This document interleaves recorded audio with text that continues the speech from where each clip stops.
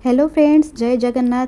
आज आमर ननंद भाउज जड़ी रे चलो तो देखिए आज कौन बना होची। आज बना होची पनीर तरकारी किंतु बिना पनीर रे। वीडियोटी देखिबा आगरु किंतु आपण लाइक शेयर सब्सक्राइब करबा जमा भी भूलिबेनी, कहीं आपण जते लाइक शेयर सब्सक्राइब न करंती मते बिल्कुल भी भल लागेनी। सेइथिबे प्लीज आपण सब्सक्राइब करा भूलिबेनी। चलो तो देखिना बा अमृतभंडा केमती छोट छोट पीस करी ताकू भलरे चोपा छोड़ेकी ता भितर जो व्हाइट व्हाइट अंश अच्छी ताकू भलरे सफा करी ताकू काटिकी पानी एमती ताकू धोई देबे। पानी धोइला पर ताकू प्रेशर कुकर रे छोट छोट पीस को रखिबे, कहीं आमको ताकू गोटे 1 सीटी मारिया पड़िबो।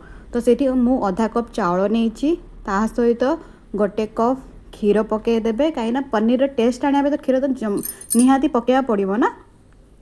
तापर आमे देखिए जमी प्रेशर कुकर सीटी मारिया को आसुथबो एटलिस्ट सेते पर्यंत आपको वेट करा पड़ो, कहीं सीटी बाहर क्षीर भी ऊपर को उतरी जीव।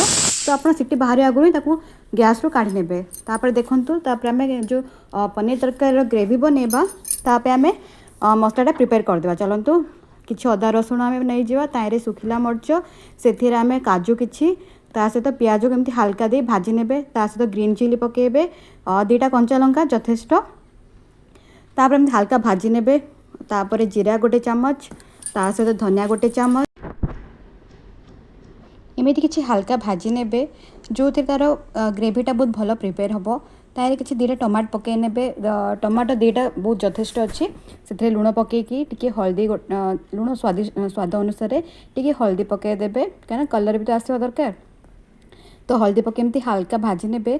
तो भाजिला परे ताकू ठंडा होगा देबे, तापरे ठंडा को छाड़ी दियंतु किछि टाइम पे।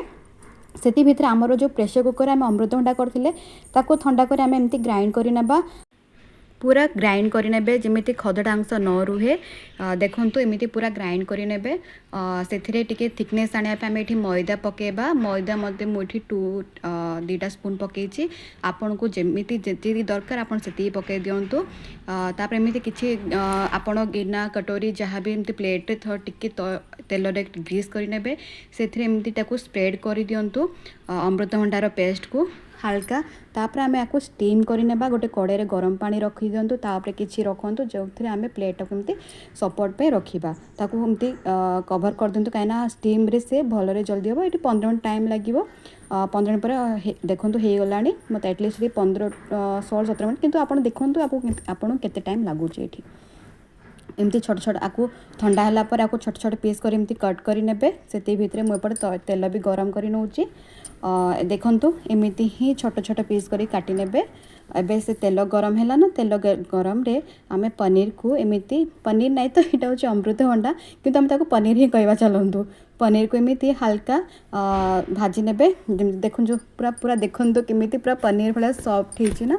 चलतु एबे से तेल रे आमे जो प्यूरी बनैथिले मसाला बनैथिले अदा रसुण रो से पेस्ट को आमे तेल रे एमिति हल्का भाजी माने हल्का माने सते करबा। चलतु मसाला को एबे एमती हल्का मिक्स करंतु तेल रे जेमती से माने तेल छाड़ी नब। मसलाटा बहुत भलरे कषि हो। से एमती किसी गोटे स्पून गरम मसला पकई दिंतु। कस्तूरी मेथी भी टिके हल्का क्रश करी पकई दिंतु, कहीं कस्तूरी मेथी पकईले तार टेस्ट टिके अलग आसे। से मुझे गोटे गिना पानी पकई देछि। तापर पानीटा फुटिला परे पनीर एमती पकई दिंतु। पनीर पकईला परे तार हल्का 2-3 मिनट तक एमती गरम हल्का माने बॉयल होगा दिंतु। बॉयल है पर आपड़ देखु सेपटे मु गोटे पान रे मु बटर गोटे स्पून पकई सीठी हल्दी, ता सहित लाल मिर्च पाउडर टिके हेंगु पकई एमती हल्का ताकू प्रिपेयर करिकी तापर आम आम टिके तार छुंक पकईदेवा। छुंक एबे आमर पनीर तरकारी रेडी हो गला। जदि आप वीडियो को लाइक शेयर सब्सक्राइब करना तो जल्दी शेयर कर दिंतु। एमती कि धन्यवाद गार्निश करनियंतु। वीडियो को आपण देखिकी आपण घरे प्रस्तुत करेंगे पनीर तरकारी। मते कमेंट बॉक्स रे जणेबे कि पनीर तरकारी केमिति हेथिला। तो आपण जल्दी जल्दी सब्सक्राइब करंतु, लाइक शेयर करने को भूलिबेनी।